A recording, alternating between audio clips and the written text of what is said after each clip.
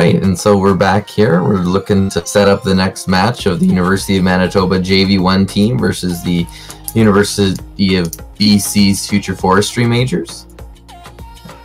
So we'll be looking forward to this next matchup here. I think a good strategy change here would be to change the emphasis of their team comp. I don't think throwing it onto arguably the least skilled member of your team is the best strategy. I don't think a Twitch hyper carry is going to be what they're looking for here. So we'll see if they're able to adapt their strategy and see if that will be able to change anything about the U of M versus UBC matchup here.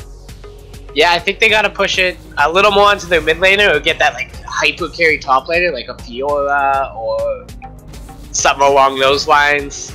Yeah, we are into the champ select already. It does look like we have the Azir ban, the Nasus ban, the Draven ban coming through as kind of expected. I think the ban phases almost look identical. Yeah, at this point it's been completely the same. We got the new ban as well. But I think UBC has to ban out that Shen. It's going to be priority picked if they don't, unfortunately. And they caused such a ruckus last game that it might continue to cause problems. Oh, and they actually think that the Malzahar is the issue, so they got rid of that one instead. So we'll see what U of M picks up here, but I think the Shen could be a priority pick for them. Just the based Shen, on how the well. Zac, like they can draft almost the exact same. UBC didn't really do anything to change that up, unfortunately. Yeah. Oh, and they're picking up the Ashe, a different, unique kind of champion. You don't see as much. It's not really played in competitive very often, so we'll be interested to see what Zev does on this one.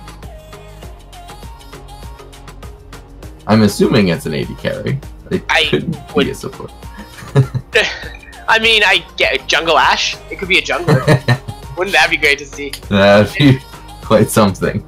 There is the Sejuani pickup coming on the side of UBC, so like, looks like they're just going to kind of draft the same at this point. They need to change something up though, unfortunately.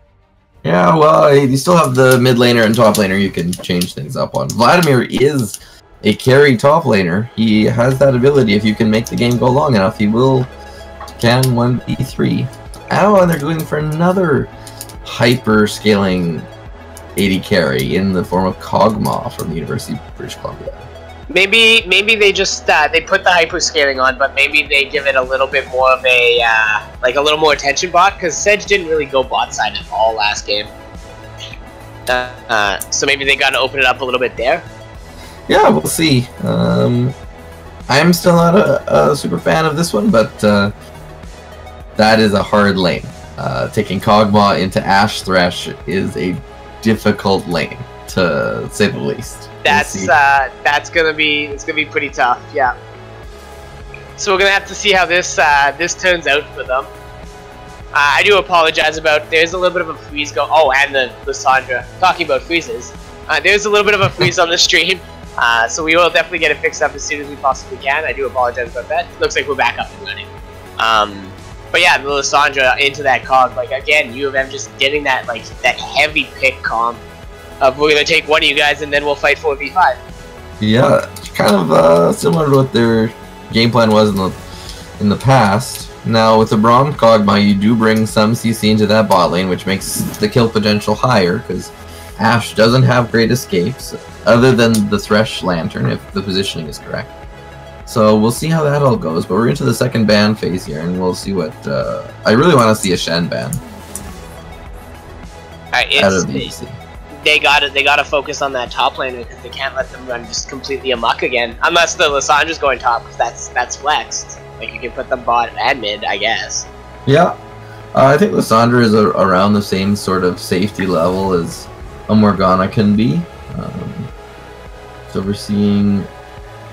So right here, this last ban by UBC. Zac. Oh, really? Zac. So we'll see what the top lane matchup will be, but I think that.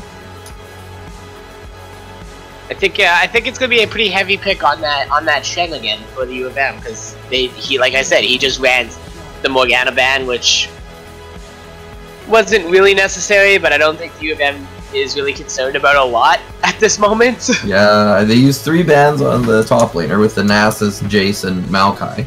So that's, you know, pretty heavy focus on their top laner, and so we'll see what he's able to pick up here as the last pick. So it might be something cheesy. So it looks like we're gonna go with an Ahri here in the mid lane. Oh, and Ahri into Lissandra. I don't know how I feel about that one. I feel like Ahri will have 0 kill pressure the entire game.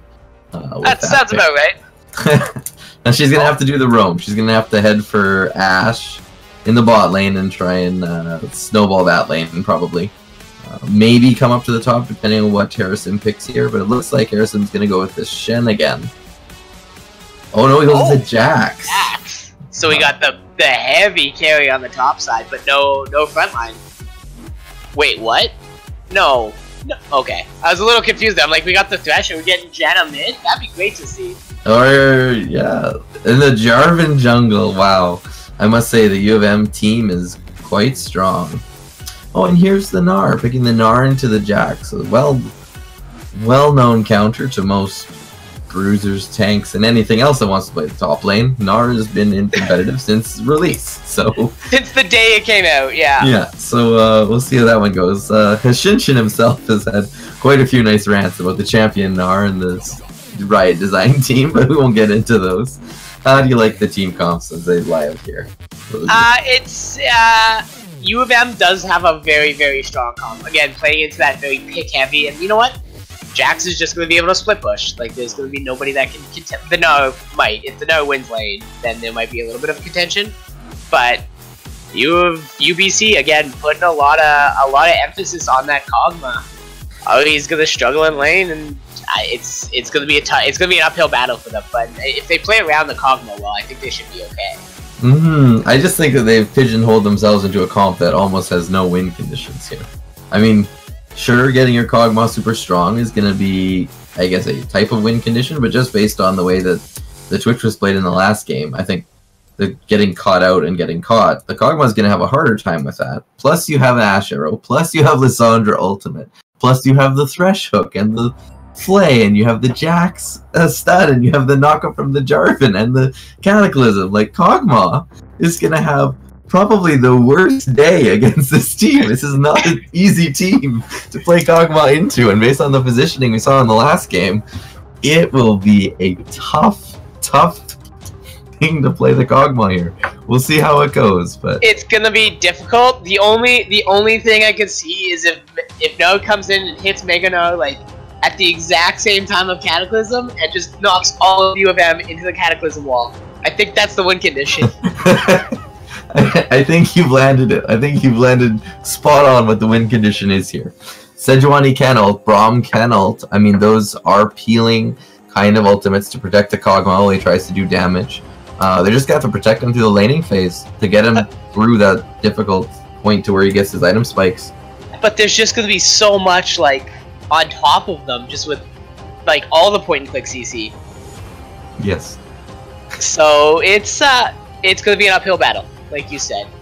But we'll see what UBC can do. Maybe if they push their vision line a little bit deeper this game, because they were stuck. Like, they barely got wards out into the river last game. So maybe if they get a little into the U of M jungle and actually see things coming, they might be able to handle it. But it's gonna be interesting. And Harrison's just gonna run around with the Jax, and I have a feeling he's gonna kind of do what he pleases.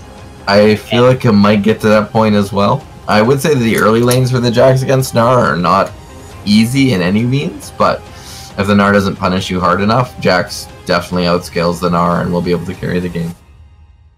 Yeah, so it's gonna be interesting, I think.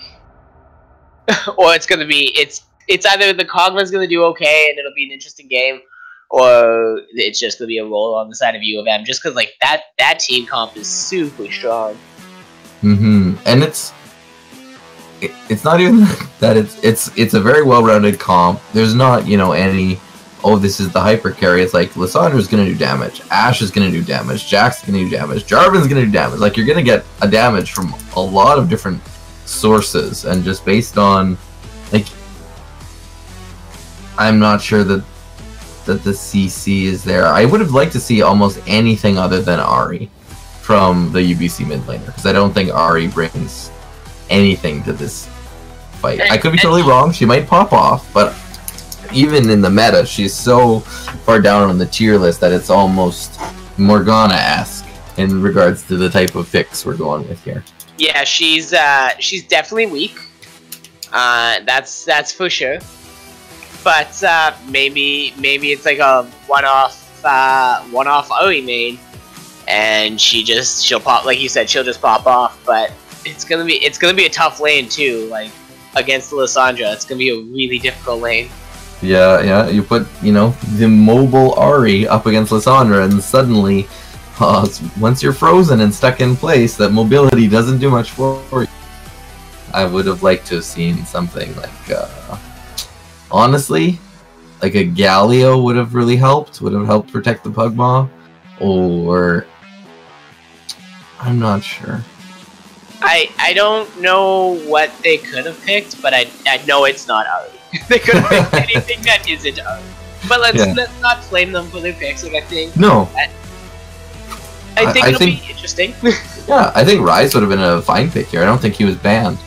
He would have been a great pick against this lineup here because he scales really well. He's able to farm fairly well. He's got the point and click CC to protect and help the Kog'Maw. I think the Rise would have been a really good pickup in this comp here. And you could, like, as soon as you add the Rise in here, I think you've got a really good comp because you got the Machine Gun Mage, you got the Machine Gun Kog'Maw. Those two of them standing behind the Braum Sejuani Meganar. Great team fight, you're looking at a really strong kind of set of team fight that'll counteract the pick comp too, because Rise in patch 8.2 can still hit his Zhonya's and ult away, and it's all good to go. That'll be a big change to that character. Jeez. Yeah. But yeah, I guess we'll have to see. I think Jarvan's also gonna have, or not Jarvan, sorry, Sejuani's gonna have to have a lot more pressure in this game than they did last game. Let's see if there's any little cheeky invades from the side of UBC just to change it up a little bit, even.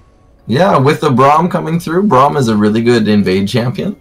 I mean, Thresh can be pretty solid as well, just because of the CC you're bringing, but Braum, if you can hit his passive on multiple champions, it really will be an interesting kind of landing phase here. It looks like we might get some fireworks with the University of Manitoba team in the bottom brush here. It looks like UBC's also might be thinking about invading through the top side. Oh, here we go. They do see the Kog'Maw does see it, is spotted out here. But let's see if what U of M does, if they're able to get anything on. No, so nothing happens. They just get a deep ward, able to leave, no problems, no questions asked. Yeah, Nar should be able to respond with a ward on the blue buff if he wants. Just getting vision on the two blues. And the Nar is gonna ward up, which is nice. And then the junglers will know exactly where they start, because it looks like Jarvan does want to start on that blue side. Yeah, so it looks like we're going to get jungle start full vision, and we'll be able to start this game off nicely with some spy work done by both teams. What do you think about the Jarvan invade onto the red side? Oh, I think the Jarvan's going to be great. I don't think that there's anything that's going to be a problem with him. I think his clear is good, his gank potential is gigantic, and starting blue is a little different, I feel, but I think he's gonna go invade the red side, probably, would be my guess as to why you start the blue there. Okay, we'll see. No, he goes over to the wolves there, and Nara's just trying to get some early damage on the Jax, just do some trading. And as for not the summoners, as for the runes, it does look like No went with the what did No go with? The what's it called? I can't remember why. I don't ever see it anymore. Is it Glacial Augment? No. No. He went with the help, not help picks. That's a skill. What am I talking about? I'm blanking here. This is bad. Guardian? I can't see it, so I don't know. Oh, you can't see. No, he went with the one where if you auto attack somebody. That's the one. Thank you. Oh, Aerie! Summon Aerie! Oh, that's cute. The one I was looking for. I couldn't figure that out, apparently. Oh, and Jax looks to engage there. The Nara's going to get a nice trade back on this because his counter-strike was just used for a stun. Yeah, it does look like that lane's gonna be pretty nonchalant up there. Yeah, that's Gnar for you. He'll just bully you out and then bully your lane. But in the bot lane, you can see the massive push by the Thresh landing a hook, but Braum counteracting all the damage there. Braum just putting his wall up and nothing really coming of it, but U of M's already starting to open up a lead down there. Already starting to get that CS lead. It's only 3 right now. And there's a big charm here. It does look like Lissandra might be Lissandra is getting cleansed and then just was able to walk away from that, or to E away from that and not deal with any of it. Yeah, that was a good a good all-in from the Ahri level 4, but the Ignite used without first burning the cleanse, so just not effective there, and I think the cleanse is up. There might be a big fight here on the top side. Sejuani going in. There's no jump up on the Jax. Does have flash though. It does look like he's just gonna be able to walk away from it. No problems. Nothing burnt. And no, kind of getting bullied around a little bit here. So the Jax doing this well this early into the matchup is really good for him. He might get a kill. Flashed away by the Gnar, is able to save his life. Yeah, so that's going to be a lot of trouble for the side of UBC, having to deal with this this Jax that's bullying the Gnar out, which is concerning. Yeah, at this stage of the game, that is certainly concerning. The Gnar should be able to be getting the better of that matchup, but what can we say? Harrison's Jax is on point. And he does have that Klepto too, so he's really going to be able to scale into that late game pretty quickly. Yeah, and you can see that Lissandra took the Unsealed Spellbook as she switches her Cleanse to teleport, so she'll be able to TP back to lane the next time she goes for back. Yeah, so this is UBC's already looking like they're in a little bit of trouble. Like this Sejuani really needs to focus on this bot side and get this cog ahead a little bit. Fortunately, yeah, they're just, if they're gonna keep letting the U of M push and push and push, it's gonna cause some problems. Yeah, we got Ahri coming in for the mid gank here on the backside of the Ashe. Might get a stun here. Looks like the Ashe might be going down. She gets away with the flash. Doesn't have to heal. No, she gets the auto. Heal up. But are they able to trade it on the Braum? No, the Braum unfortunately walks away with a little bit of health here. First blood over to the Ahri, who picks it up with her flash. So that's, as we said, that's what the Ahri needs to do. She needs to roam, she needs to pick up kills in that bot lane and punish the Ashe and Thresh for being up that far. So it's gonna hurt her CS here, but she's only down 10 at this point. We'll see if she's able to. And there's the bait going on here.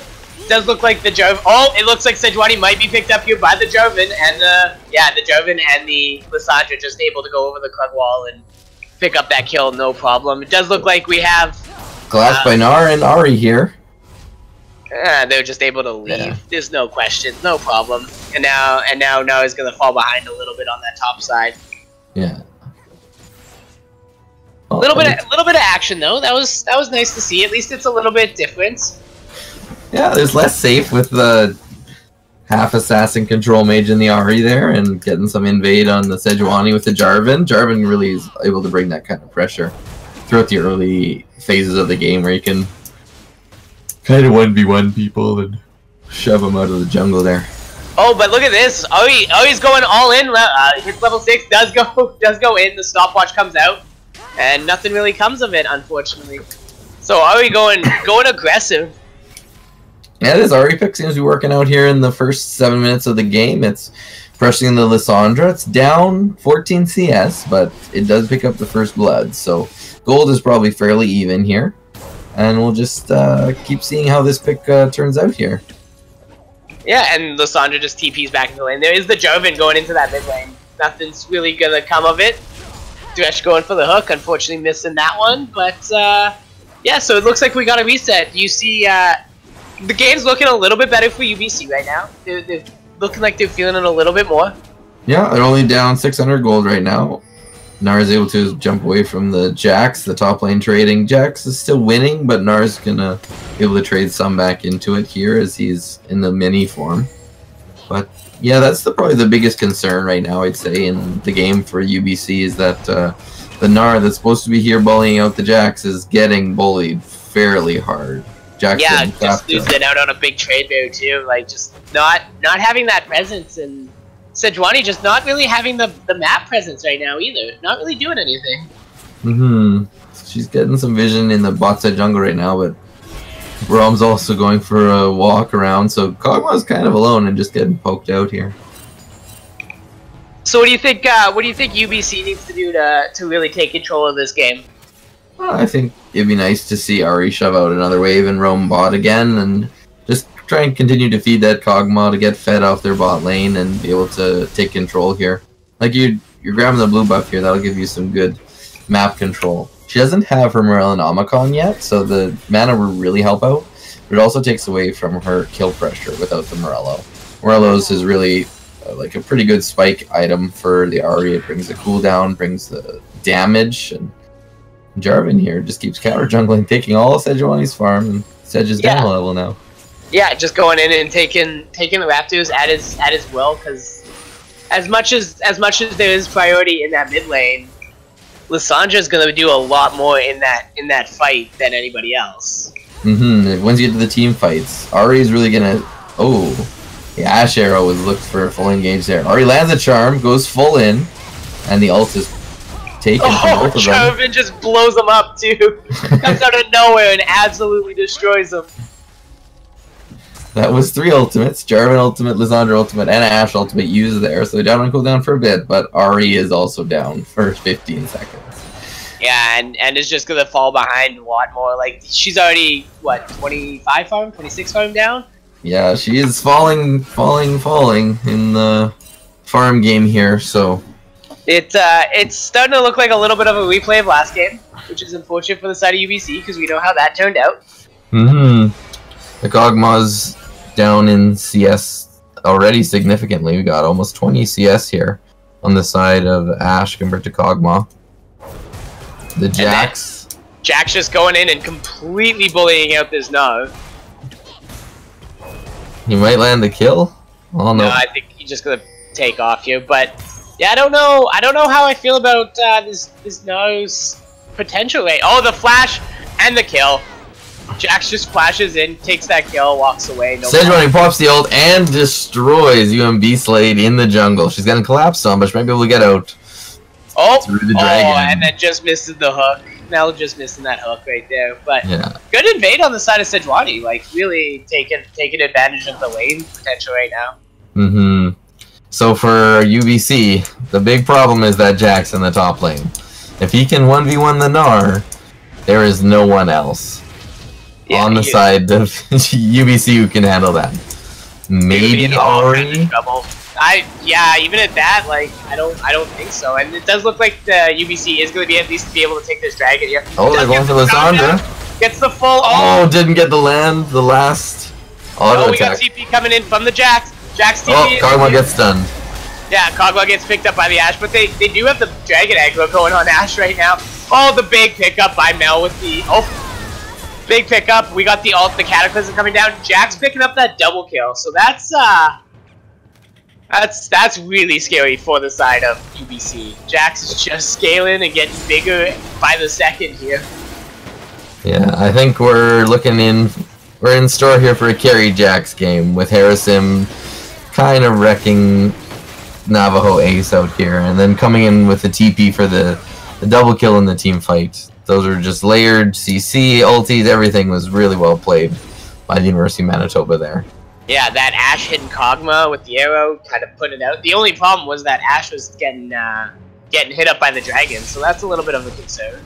Yeah, but again, you're looking at with the Kog'Maw team here, and you're getting baited into a fight where you were the ones around dragon. You're the ones deciding where this fight's going to take place, and then suddenly you're chasing a Lissandra, and you're spreading yourself out across the entire river, and your Kog'Maw is left alone at the back beside an Ashe, a Thresh, and a dragon. Yeah. That's not where your Kog wants to be. So the positioning there is really suspect. And Kog is starting with Blade of the Rune King? I don't know how I feel about that on that build path. Because, like, Rage Blade's so strong on him right now. Yeah, that's, and they don't, it's not like they have a lot of tanks on the side of University of Manitoba, so that's a confusing build there from me. Maybe he's trying to sustain in lane, would be my thought. Like, because he's getting bullied out a little bit, so he goes the Bilgewater and gets the lifesteal. The lifesteal. Maybe. That's still a really odd pickup there. We are prioritized. It looks like we're setting some up here on the top side. We do have 3 of each team up there. It does look like nothing's going to come of it, though. They just wanted to talk to each other a little bit, that's all. Yeah, set up some vision. UBC's got vision in UVM's top side, blue side jungle there. But again, we're just going to see Jax continue to farm this one out, get stronger, outscale the Gnar, but it doesn't even matter because he's already beating the Gnar. He's already he's at the point of straight up disrespect, but it does look like we have a Jarvan coming in with the gank here onto this Gnar. Gnar does still have jump up, so he's just trying to bait that out. Oh, the Sejuani doesn't ultimate though. Oh. It doesn't look like it's gonna matter. It looks like J4. Oh, J4 with the stopwatch here, and the ult. It does look like they're gonna end up going 2 for. Oh, it does. Jax getting the double kill again, going 2 for on something that probably should have been a pretty easy win. It does look like he might be trying to pick up. Ari with the flash. Oh, Ari with the shutdown. But he is gonna get. He's gonna get shut down. Yeah. I mean, was it worth it? Because that is a lot of gold. That is a 5-kill gold bounty. That's quite a bit of gold to the Ari there, and she completes the Melanomicon with that kill. So I'm gonna say she likes it. But as far as whether or not that's worth it in the grand scheme of things, 3 for 1, not the best trade, even if you do get the shutdown. Oh, and Cogman gets hooked again. 3 for 1, not the best trade, and she's just falling farther and farther behind in CS. She's almost 60 CS down now. And it looks like Lissandra might be diving the bot lane tower here. We'll have to see if the Kog'Maw and the Braum can survive this. It looks like not. No. As Lissandra pulls the 2 kills, walks away with some Thresh Lantern help, and it looks like they're going to take the first tower of the game here. Yeah, and it looks like they're going to do it pretty easily as well. Like, no contesting from anywhere. So, looks like UBC's starting to fall apart a little bit here. Yeah, it's a 4,500 gold lead for the University of Manitoba. They got first turret now as well, so that brings it up to a 5.5k gold lead. And Jax is just destroying the Gnar in the top lane now. Gnar can't even come to lane. So this is TP almost up, so we'll be able to get back and defend the tower a little bit, but Gnar is just getting bullied beyond belief now. You've got the finished Trinity Force Merc Treads on the Jax versus just the Phage on the side of the Gnar, and Gnar is never going to win that with one component of the 3 that Jax has already completed his Trinity Force out of. So yeah, and like Jax doesn't even care about Gnar anymore. Goes with the Merc Treads instead of, and there's a dive coming into the top. They're just going to dive him and kill him again. Oh, the flash is burned for it, but that means top tower is going down 2. Sejuani was nowhere in the location. Our UVM's snowball continues up to 6,500 gold lead right now, as they're going to collapse on the Ashe, who might be caught out here. She does not have a good escape path at all. Nope. This is and flashes right into the wall, but they are able to trade it and get that OE pickup as well. And the Rift Herald, so... So even with the 3 people being in the bot lane, you see the trading up of the University of Manitoba. They're taking Turret, they're taking Rift Herald, they're taking just every objective on the map. Even when the University of Manitoba gets a pick off on the Ashe, they're still losing because of the way that U of M is pressuring and winning all the lanes. Yeah, this is... Oh, and Lissandra coming over the top, stealing the blue away from the Sejuani, and might just be able to pick it up here. They're just going to be able to pick it up. You have the Braum and the Kog'Maw coming here, so we'll see. Oh, it does look like... Looks like they were able to trade it, but here comes Jax. Oh, the massive Jax is coming in. The Kog'Maw is down. Thresh picks up that kill. Does have to burn TP for it, but the Jax again gets another kill, gets further ahead. And not really doing anything with it, like farming up a little bit, but still behind in CS. Yeah, they're going to use that TP to grab this Infernal Drake. And I must say that the University of Manitoba has been lucky with the Drake spawns this match. Being able to cash in. This will be the third Infernal Drake of this series they've been able to cash in on. Yeah, that's what, 3 Infernal out of 4 Dragons total? Yeah, it's a really lucky kind of random RNG for the University of Manitoba there with such a dominant control of the series. They were absolutely praying to RNGs this morning. There's no way they weren't. Yeah, so we got an 8,000 gold lead right now, and Ash is just gonna launch it on the Braum.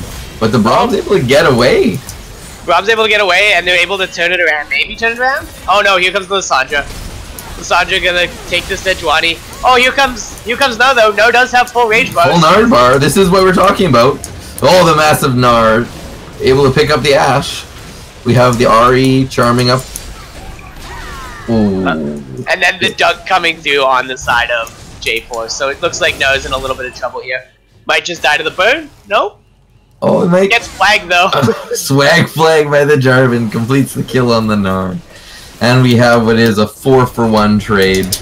Well, yeah, Jax is split pushing. Jax gets to push bot. Like, Kog'Maw was bot side, but yeah, as being said, like, this Kog'Maw is being left alone so much right now, and just like died to Jax again. It's not looking too good for UBC at this exact moment. Mm-hmm. In case you were wondering, don't send your Kog'Maw to deal with split push Jax. We've got Today a full... I learned how this works. Yeah. Oh, it doesn't say I'm going to pick off this the Thresh though, so at least they were able to trade something back a little bit. Maybe catch up a touch. Yeah, as they're taking that kill though, they're losing the bot tower. So again, U of M's getting 2 towers and a teamfight win for the 1 pick off there. Yeah, the issue right now is UBC just like has nothing to deal with Jax. They're not going to be able to respond. Jax is just going to be able to split push for the rest of the game, and unless they send 3 people there. Mm-hmm. I guess my question is, can the Ahri wave clear enough to keep the Jax off of the inhib turrets? I don't. And is that a viable strategy with the Ahri? Because that's what I could see the Ahri being able to do with her Q fully leveled, just being able to like one-shot the minion wave, prevent it from landing into the tower. She's not going to be able to get picks there, but maybe she'll be able to withstand the Jax because she has the charm that she can, you know, charm the Jax with. I don't know if that's the best way of dealing with it. I just don't see the Nars being able to deal with it at this point in the game. Oh no, there's no way No can do anything. They're gonna have to try to figure something out. But U of M's doing such a good job of taking objectives behind it. So when they do send the 2 or 3 down, they just take an objective beside it. The one thing I would say for UBC is that their vision control in their bot side jungle is still relatively strong, despite the fact that they're getting kind of controlled all over the map, and that doesn't matter because Nar gets cut off. Nar gets picked off anyways, so... Yeah, but you did see the fact that they were there, because you saw them clearing the wards, so they knew that they were in the jungle, they just didn't respect that fact. So anyway. Yeah, they're absolutely warding up a little bit better now. Like, this game, their vision line is way better, but it's almost a little too late at this point. Like, Jax finishing 3 items, even Ash is up almost 2.5 items now, and Cog had to go QSS second out of concern for the Lysandra. Yeah, it's just not damage from the UBC side right now. I mean, you do have the Black Cleaver on the Gnar, but that's the only damage thing he has. The pick here on this Sejuani does get hooked up. There's it does look like Lysandra might go down though. There was the Charm Monster and the Cataclysm that comes through. Oh, here comes Jax though. And there's on the Jax, but yeah. Yeah, there's unfortunately not much. Kog'Maw even coming out and trying to do damage to Ash and doesn't really do much. That Blade of the Rune King first build, I'm still questioning. Oh, we do have the Mega Node coming up. Does miss it, but gets the flash from the side of Ash. They are trying to turn it. Jax does look like Jax might be going down. Jax goes down. Kog'Maw is wailing away for the back line. Thresh is really deep. Ahri is getting... Looks like the Cog. Oh. Yeah, they are just able to kind of clean that all up.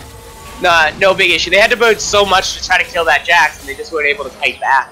Cog got a few shots from the back line, but even at that, like they just, I don't know what they need to do to bring this game back. Do you see anything? Have an opinion of how they could possibly make it happen?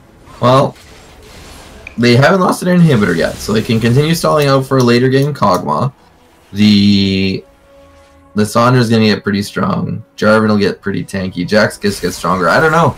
It's gonna be pretty tough for UBC here to do anything. I would hope for a Baron steal from the Sejuani. That's like just to delay the game, to let them get some gold back, because right now they're 13,000 gold down, which is so significant. It doesn't matter what your comp is at this point. Almost 13,000 gold is gonna get you any team fight win. So they're gonna need to fight around an inhibitor with.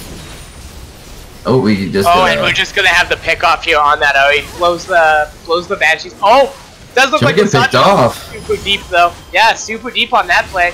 Does have the stopwatch flashes and claws out. So doesn't turn out that badly for them on something that should have. Like that's the problem, is the gold lead is so high that they can do stuff like that, and they get another Infernal Drake. Yeah, Jack's taunting the Drake there. It just doesn't matter at this point. They're just gonna keep rolling on through this victory, and I think we're getting to the point where it's almost all over. But crying again here for UBC. Oh, lands the Ash Arrow, followed by the Jack stun. Braum is destroyed. And no, like they don't even have the tankness. Does get the charm onto the side of. Lissandra, but not much they can do from it. They just don't have the damage lines, and they've built so awkwardly defensively. Because you look at Ari went Banshee Veil second, Kog'Maw went Quicksilver Sash second, so like they're trying to build defensively to hold on, but now they don't have the damage button. And Kog'Maw does QSS out of that. You get a full pick. And Jax is just gonna walk in and kind of do what he can. As long as there's a chump, does get the pick off onto the Kog'Maw. Sejuani goes down too. No, unfortunately, isn't quite tanky enough to really fend off against this. Ash is just raining bullets from the back, completely untouched. And the big play from Mel. I unfortunately think that's the game, folks.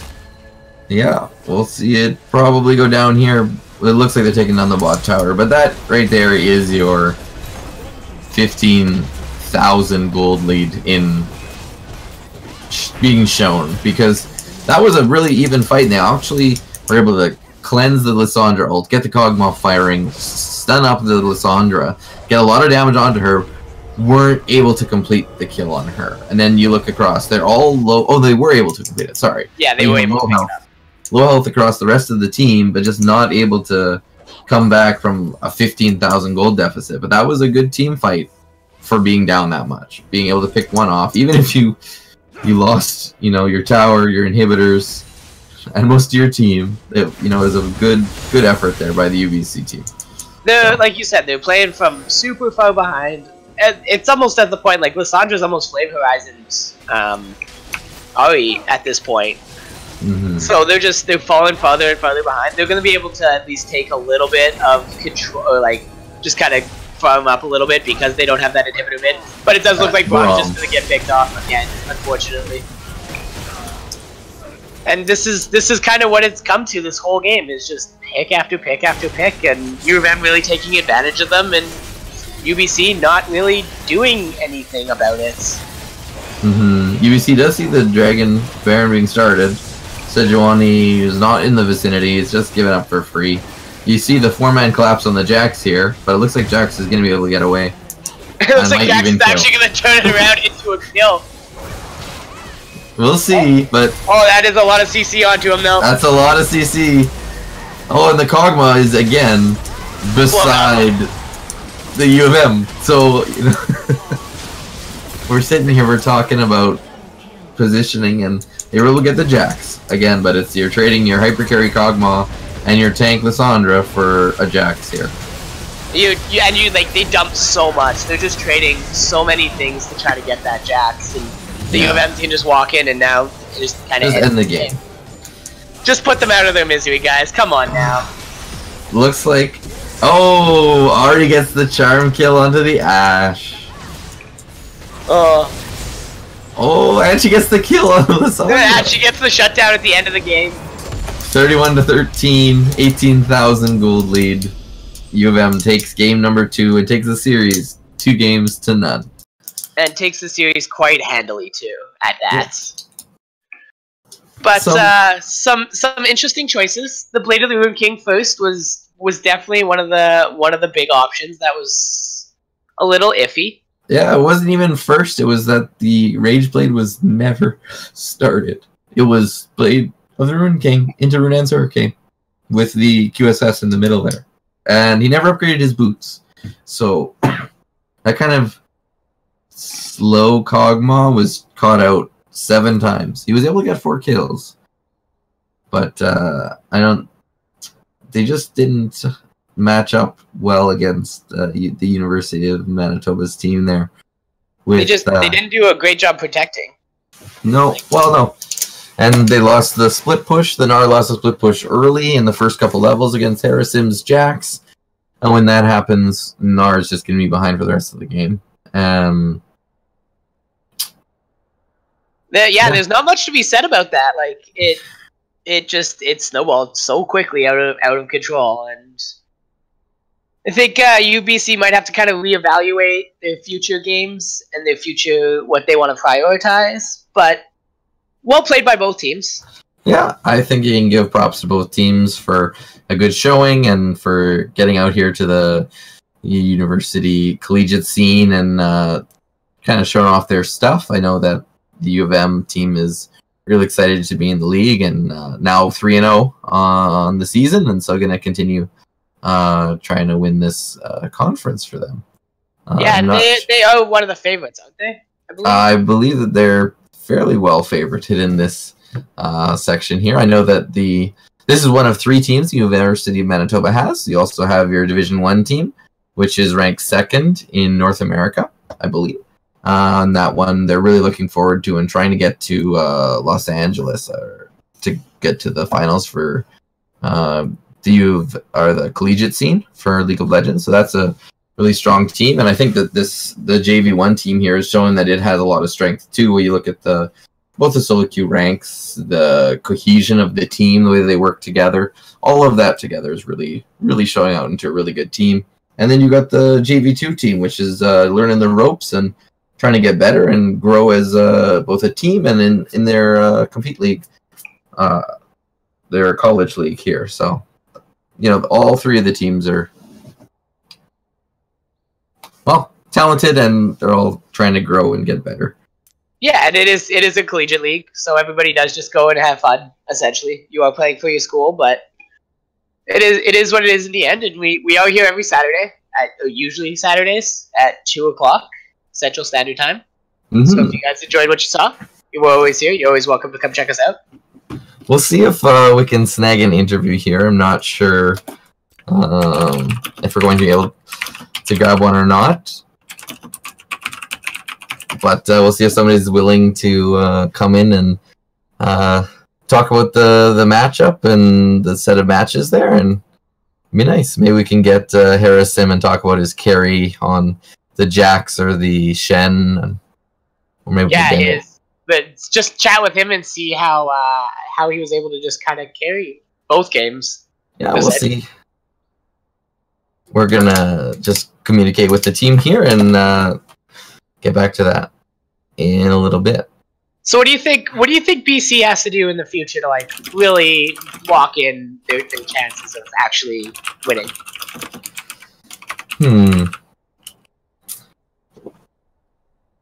I think that they need to maybe reevaluate just the kind of strategy there that they were using with regards to the hyper carry kind of setup here, because I don't think that the team, either they need to really learn how to make that comp work and protect the Kog'Maw better, and the Kog'Maw needs better positioning. On both the Twitch and the Kog'Maw, they were doing some kind of interesting calls where the team just gets strung out and you're being pulled.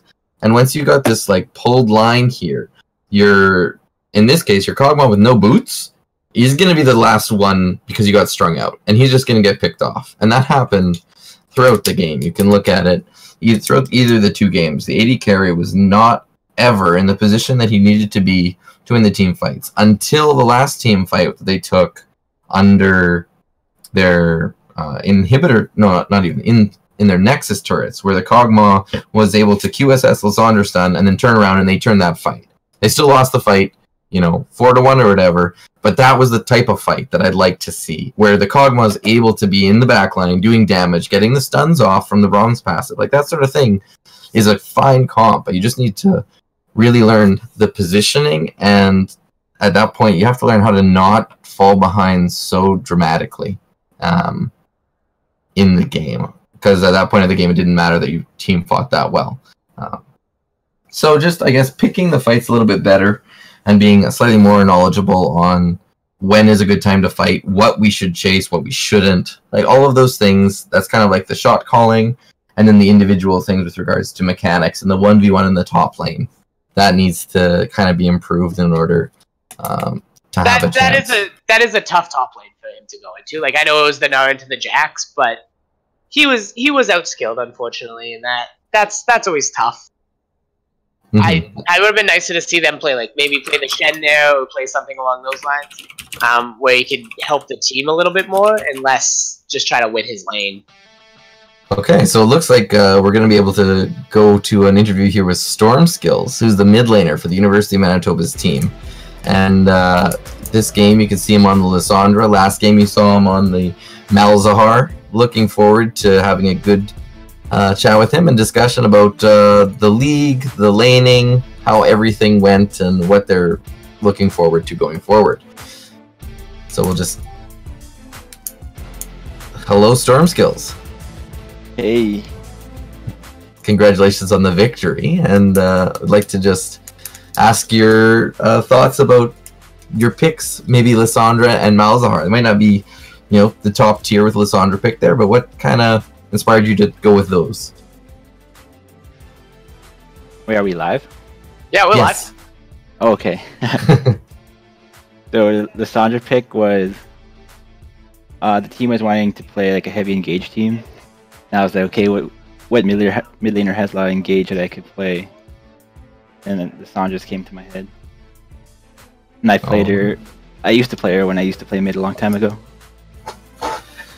Nice. So you guys really went with an engage kind of comp here, and that was visible with the Jarvan Lysandra Ash Arrow, Jax jumping in, and the hook from the Thresh. That really made for a snowbally game. Not quite as fast as your first game was, though. How was the laning matchup with your Malzahar into the Morgana there? What would you expect, and how did that one turn out for you?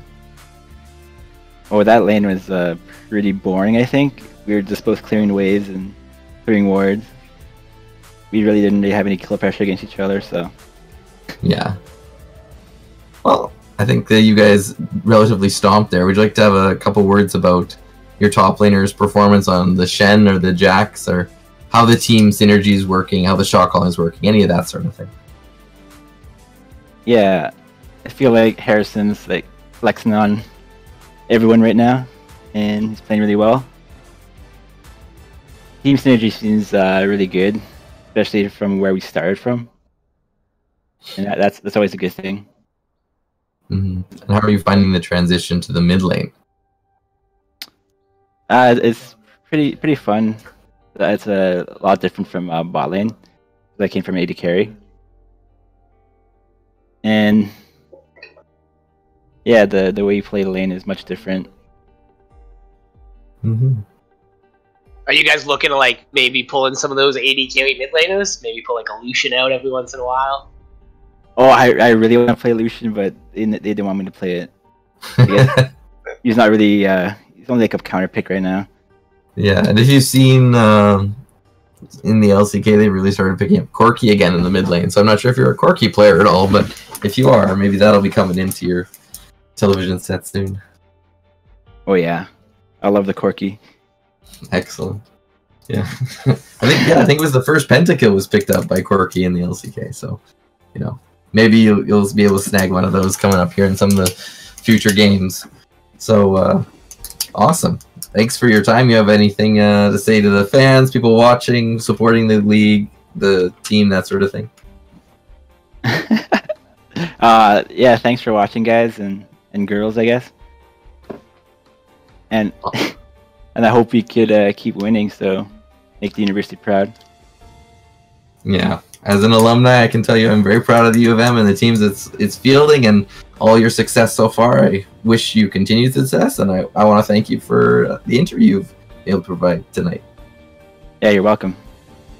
Awesome. So go celebrate with your team, and we'll finish up here discussing the match and close it off, and then tell you guys about next week's matchup. So that win puts the University of Manitoba JV1 team at 3-0, which is the best you can be right now in leading Conference 4. So who do they play next week? Right. The next week we'll be seeing the Center of the Pack, which is a team from the university that is Center College. So Center College, Center of the Pack. Next week, 2 p.m. Saturday. We'll be looking forward to that one. They're currently 0-1. I don't know how their second or third match went. They haven't been listed yet, but they're just our next, I guess, matchup here from Center College. I'm going to do a quick little search for that one. I don't even know what that one is. Yeah, I have no idea. It's I guess that's what Google's made for these days, though. Eh? Exactly. So it's from, looks like Kentucky or Kansas? I think that's Kentucky. Kentucky. Okay. So yeah, Center College from Kentucky. They're our next, Danville, Kentucky. A community of about 16,000 people. So it's a pretty small little college here, but we'll be enjoying the next matchup from the U of M playing against the team from Kentucky. So that'll be next week at 2 p.m. and that's all 3 games for the Division 1 team, JV1 team, and JV2 team will all play at 2 p.m. Next week. We'll be streaming one of them for sure, and we'll be if we're able to do more than that, we'll let you know. Thanks for tuning into the stream. I'm going to thank my host Logie here as well for a great set of games, and I'll enjoy the next weekend's matches with you all. You guys take it easy. Bye for now.